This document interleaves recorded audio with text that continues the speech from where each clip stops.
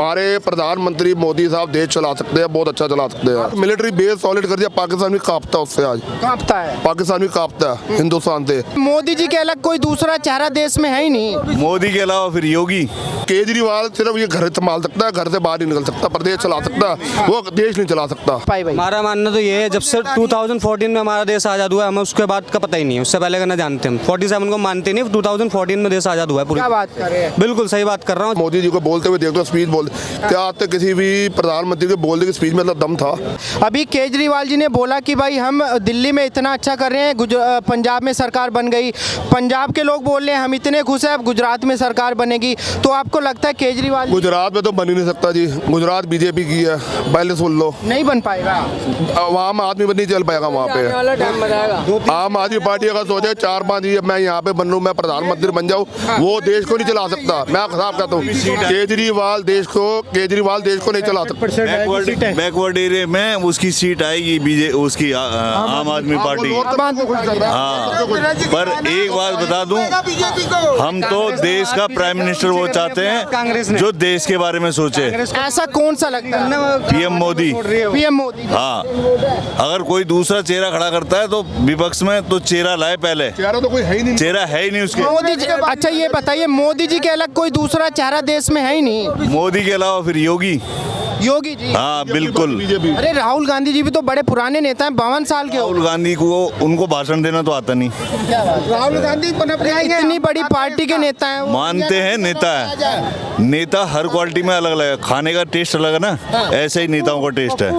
देश के लिए सोचने वाला केवल एक ही आदमी है जिसने देश के लिए सोचा। आज तक किसी ने देश के लिए नहीं सोचा।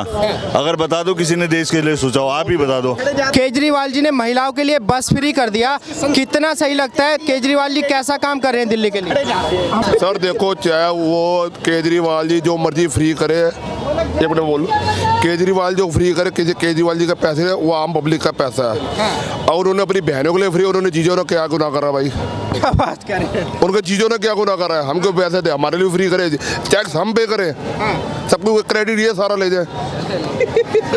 ये समझ नहीं आई मेरे को यार, ये समझाओ मैं। और कोई बात नहीं। आज की देखो, हमारे प्रधानमंत्री मोदी साहब देश चला सकते हैं, बहुत अच्छा चला सकते हैं। आपको लगता है सरदार? और केजरीवाल सिर्फ ये घर संभाल सकता है, घर से बाहर नहीं निकल सकता, प्रदेश चला सकता है, वो देश नहीं चला सकता। अच्छा, मोदी जी के 8 साल हो गए, आपको कैसे लगे कि हाँ देश में जो चाहिए था देश को मिला?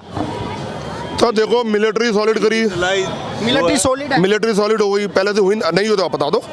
नहीं, वो तो हुई है, जनता की राय हम पूछ रहे हैं, इसीलिए तो आप। मिलिट्री बेस सॉलिड कर दिया, पाकिस्तान भी कांपता है उससे। आज कांपता है? पाकिस्तान भी कांपता है हिंदुस्तान से, क्योंकि जो ये जाके मोटिवेट करते हैं, उनके बीच में जाके बैठ जाते हैं हमारे प्रधानमंत्री, उनको मोटिवेट करते हैं। मोटिवेट, अगर आप कोई काम करो, आपके बीच में कोई हाथ रख दे, आपका सीनियर कोई बड़ा रख दे, छाती चौड़ी होती है बंदे की, प्राउड होता है फील।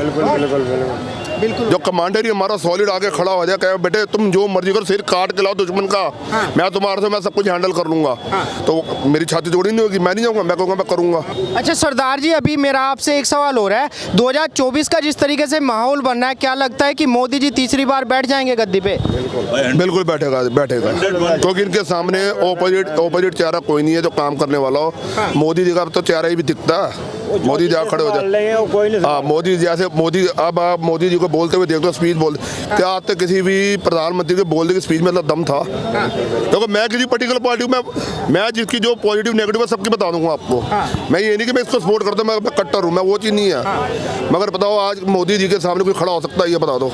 नहीं, अगर विपक्ष के सारे नेता एक साथ आते हैं, केसीआर जी हैं, हमारे केजरीवाल जी हैं, राहुल गांधी जी हैं, करने दो उनको, वही पता लग जाएगा आपको। बिहार के सीएम तो बोल रहे हैं इस बार बीजेपी को 50 सीटों में समेट देंगे 2024 में। रिजल्ट आने तो कौन सा दूर है, 2024 कौन सा दूर है? आप भी यही, हम भी ये सब पता लग जाएगा। गुजरात का देख लो, अभी गुजरात आना सब कुछ यहाँ तो पता लग जाएगा। गुजरात में बीजेपी आएगी।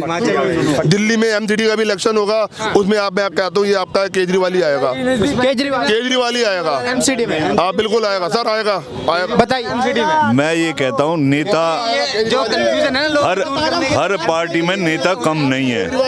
सर एक मिनट, एक बंदा ओपोजिट में होना चाहिए जो उंगली करे, आप गलती करो, आपको उंगली करना बोले कि आपकी कमियां निकालने वाला होना चाहिए। सुनो, हमारे देश में सारे नेता जात पात की राजनीति करते हैं वो पहले से ही करते हैं। शुरू से बीजेपी पे लोग ब्लेम कर रहे हैं, बीजेपी पे ब्लेम करते हैं, बीजेपी हिंदू है इसलिए हिंदुत्व पे चलता है वो, पर ऐसा कुछ नहीं है कि किसी पार्टी को या किसी जात पात को वो करता है, वो ऐसा कुछ नहीं है। नहीं, अभी मोदी जी ने फ्लैट दिए कालकाजी में, सबको दिए। 3048 लोगों को फ्लैट मिले, उसमें हिंदू मुस्लिम सभी को दिए। सबसे सुनो, मैं यही बात कहना चाह रहा हूँ, केजरीवाल ने एडवर्टाइजमेंट में इतना पैसा खर्च किया, आज की तारीख में जो मोदी ने फ्लैट दिए ना, अगर ये केजरीवाल कर देता तो केजरीवाल नंबर 1 पे आ जाता, नंबर 1 पे। नंबर 1 पे आ जाता। इसने राजनीति केवल झूठ की करी है। बन रहा है हाईवे, मुंबई एक्सप्रेसवे बन रहा है आपका हाईवे। मुंबई एक्सप्रेसवे कितना लंबा, लॉन्गेस्ट ऑस्ट्रेलिया में इससे पहले सबसे लंबा एक्सप्रेसवे जो है, सेकंड लार्जेस्ट होगा। आप देखो जो बन रहा है आपका जम्मू एंड कश्मीर में,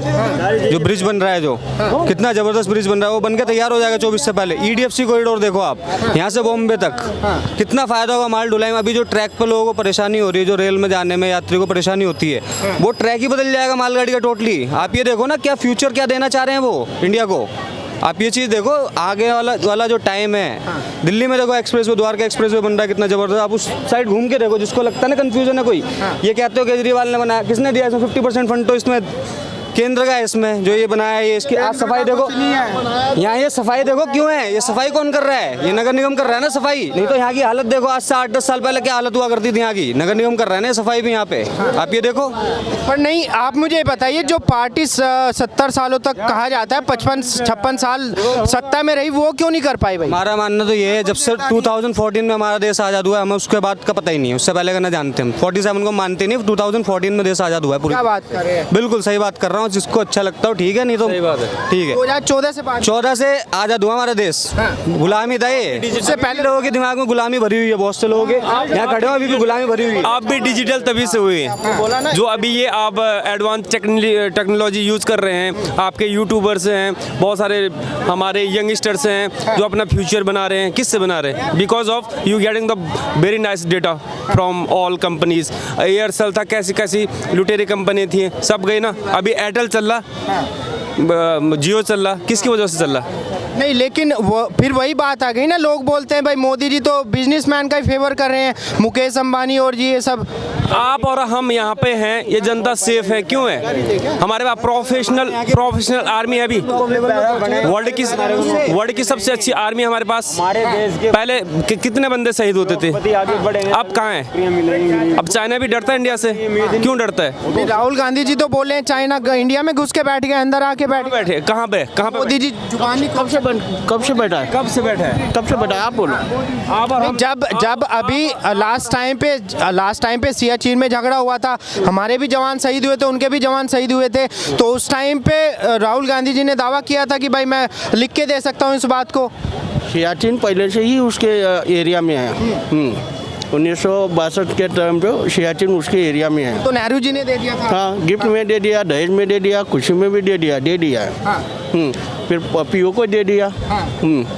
ये सब दे दिया उसने, आराम से ले लो। हाँ। हम बैठ जाते पीछे। अभी उसके इलाके में वो कंस्ट्रक्शन कर रहा है। हाँ। अभी हमारा कुछ है ही नहीं है।